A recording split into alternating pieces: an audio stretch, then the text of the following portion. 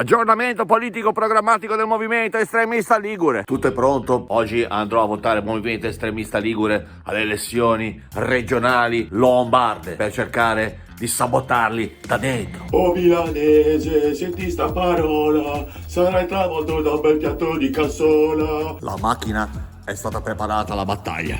Milanesi, pentitevi! Votate Movimento Estremista Ligure, basta milanesi! Per poter partecipare alle elezioni in Lombardia ho dovuto farmi fare un passaporto da una persona altrolocata. Adesso sono residente qui a Lambrate. Questo paesino si chiama Lambrate, come potete vedere la bellezza, la floridezza di questo posto che è stato fondato, si chiama Lambrate perché è stato fondato dalla gente di Langasco, degli esuli che hanno dovuto scappare dalla bocchetta perché non ci piacevano le fave e hanno fondato qui una piccola comunità di Langaschi. Eccomi qui davanti al seggio per fare il mio dovere di cittadino ligure che vuole che la Lombardia venga eliminata. Ecco, come si può vedere, non esiste il movimento estremista ligure. Questo è già parte del broglio elettorale.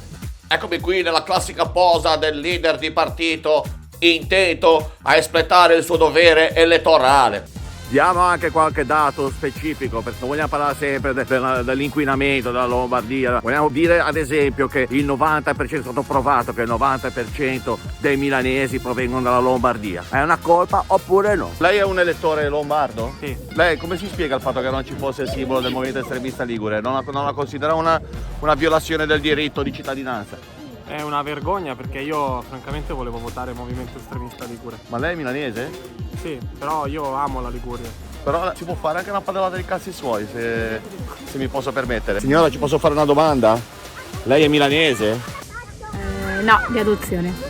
Perché si è fatto adottare proprio da Milano? Poteva farsi adottare da Bergamo. Ha votato il movimento estremista ligure? Sì, quello sì, assolutamente. Ci può dire come ha fatto perché non hanno messo il simbolo sulla scheda? L'ho scritto io. Ok, L'ho messo io. come si deve fare?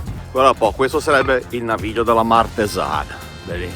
Per loro il naviglio è una roba spaziale perché impreziosisce la città. C'è Beppe Sala che dice apriamo tutti i navigli di Milano. A me mi sembra più il Rio Torbella, la Gea di Rivarolo. Vedi? Ora è anche vero che se uno abita lì in quei palazzi con vista sulla strada ci possa venire anche la voglia di andarsene a Zoagli, a Noli. Però non è colpa nostra se abiti lì, Belì, con la casa vista ponte, Belì. Movimento Estremista Ligure, vaffanculo! Come vaffanculo?